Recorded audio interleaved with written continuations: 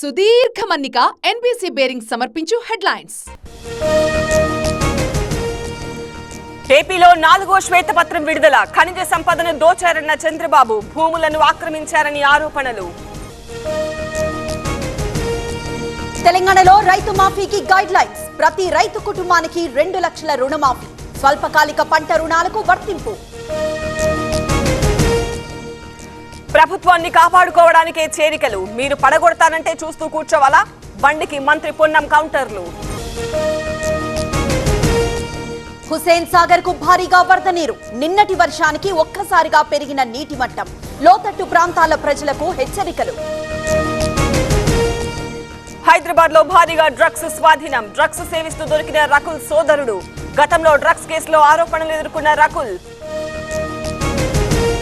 ఒకే కుటుంబానికి చెందిన 3 సజీవ దహనం.